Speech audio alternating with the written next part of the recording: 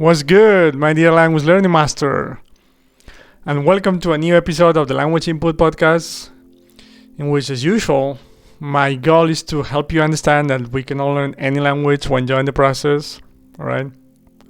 And once again, I'm totally convinced by it, and I'll continue to talk about it because, I'll just try to find different ways to try to convince you, because, it just might take one more episode in order to convince you, and I'm more than fine with it because sometimes different people need to hear in different ways, all right? But I really want to get this message across because I've felt it myself in my life, and there's a huge difference, believe me, for the better, of course, between truly acquiring a language when you're in the process and the old traditional grammar approach that's hurt so many people around the world.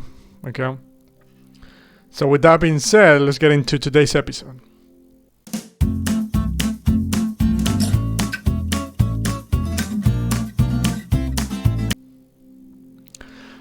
And today, I want to talk about different beliefs or myths, false, of course, that, around the language learning process that most people have, okay?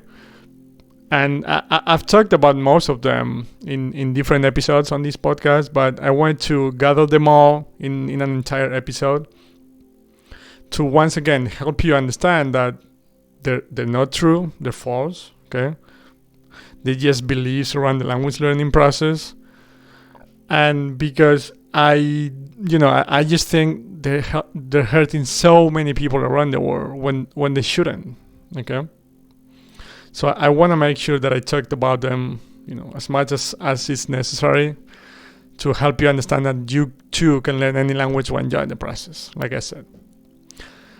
So let's go with number one, which is a classic, which is the one that says that adults just can't learn foreign languages, or it's way harder for them, okay? Or that it's way easier for kids, you get the point, right? And once again, this idea comes from the traditional grammar approach, because if you understand language learning with the traditional grammar idea, in which you have to memorize vocabulary lists, consciously learn grammar rules, and so on, in that scenario, it does make sense to think that the older you get, the harder it is for you to memorize things or to remember things or whatever you want to call it. And yeah, so in that scenario, that makes sense to think that way. But fortunately, we already know that that's not how the language learning process works, right?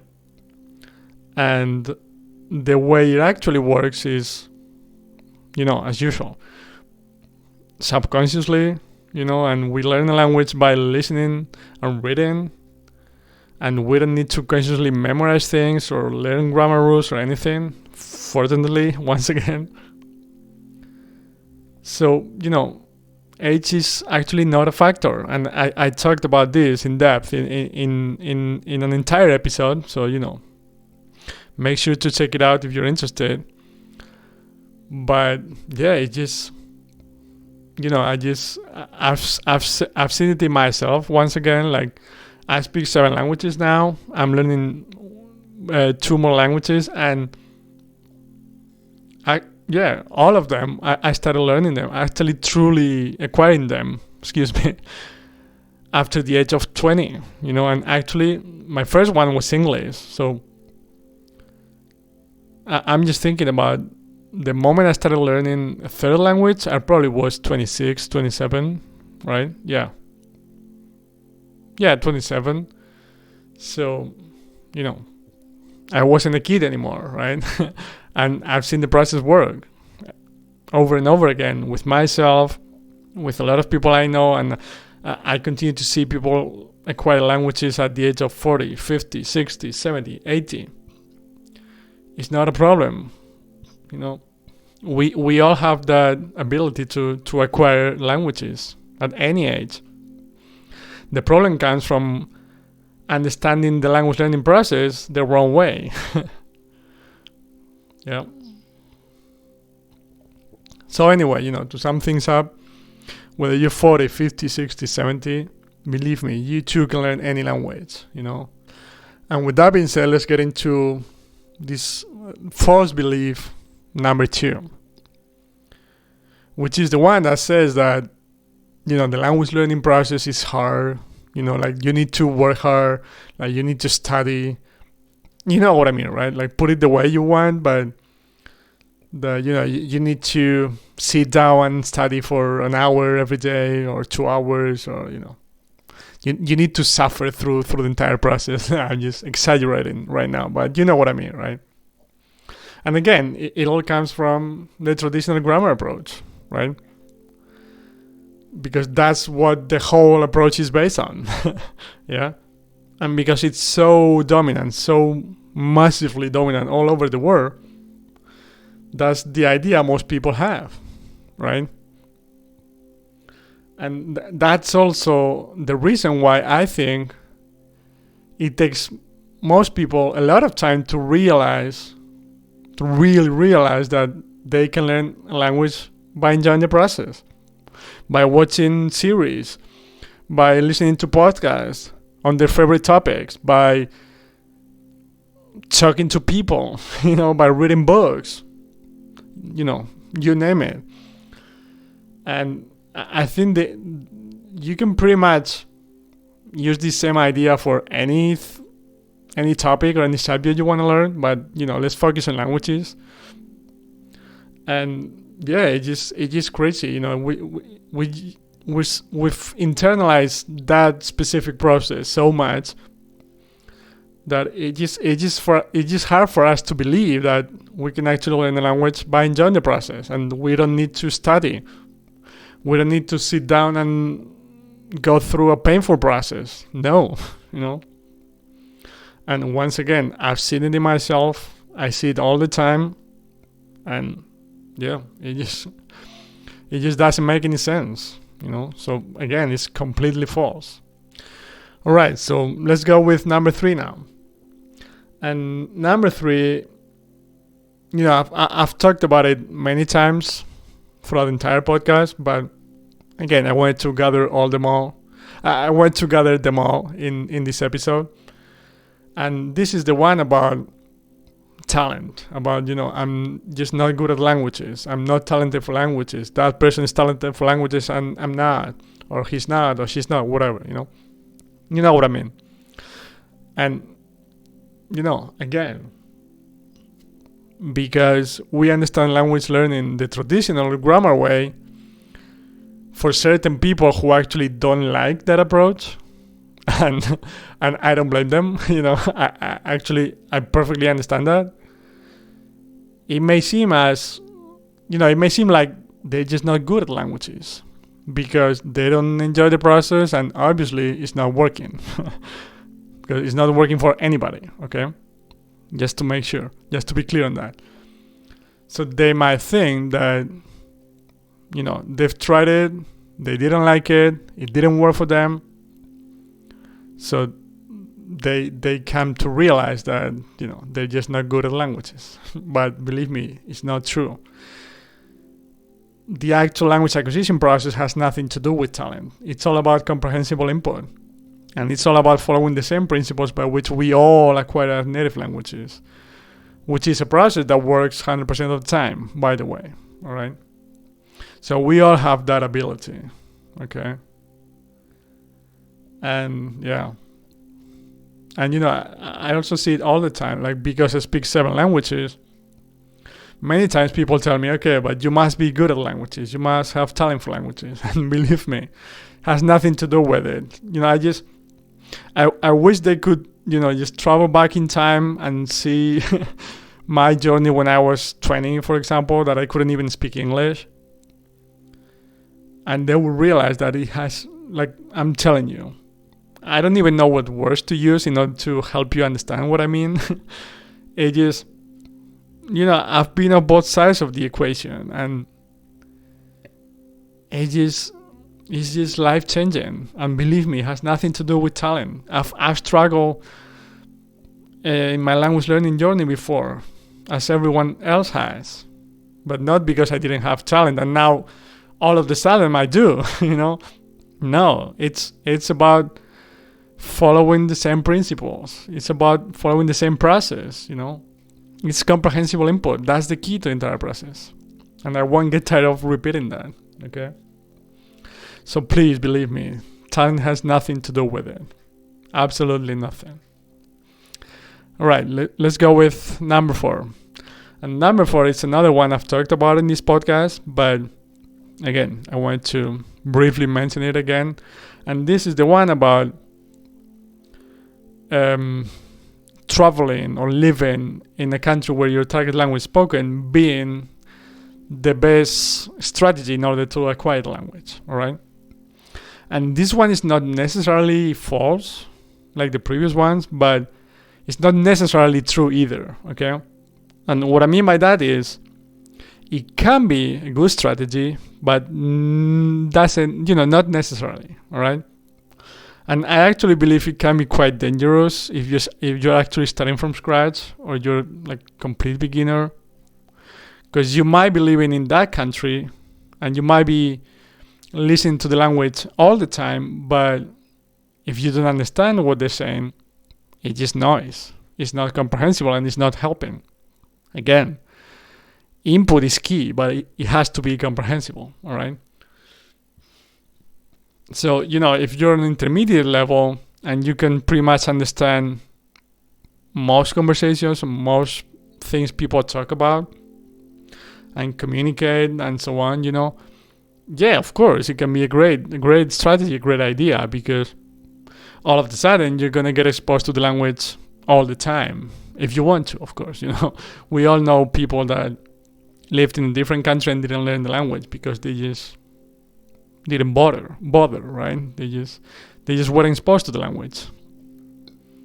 So you have to want it as well, of course. You have to get exposed to the language, to get yourself in situations in which you're listening to the language, right? But I need to emphasize it again. You need to understand what they're saying. It needs to be comprehensible. That's why it can be dangerous, That's why it's not necessarily the best strategy. It can be, but not necessarily, all right? Anyway, let's go with number 5. And number 5 is the idea that we need to practice in order to learn the language, or in order to keep getting better, right? And we all have that idea, like you need to talk, you need to practice, you need to keep practicing, you need to try, We've all heard that, right? And again, getting back to the idea, getting back to comprehensible input, which is the key to the entire process. We learn the language by getting comprehensible input. That is by listening and reading. And as a consequence of that, we'll eventually be able to communicate. We'll eventually be able to produce output, right? So our output, our practice, quote unquote, is not helping us learn the language, but when we're speaking, we're actually showing what we already know, or we're actually showing what we've learned through comprehensible input, if that makes sense, all right? Obviously, the thing is, when you're practicing, when you're speaking, the main point is when you're speaking, you're not improving, you're not learning the language. You're just showing what you already know or what you've already acquired through comprehensible input, okay? But, of course, when you're speaking, there's usually another person in the conversation, right? So when you're speaking, you're going to get a response most times, yeah? So even though you're not improving when you're speaking, during the time you're listening to the language, you are improving. So it might seem like you're getting better or you're improving because you're practicing or because you're speaking, when actually the one thing that's helping you out is listening to the language, right? Because you're getting a response from the other person or people, yeah.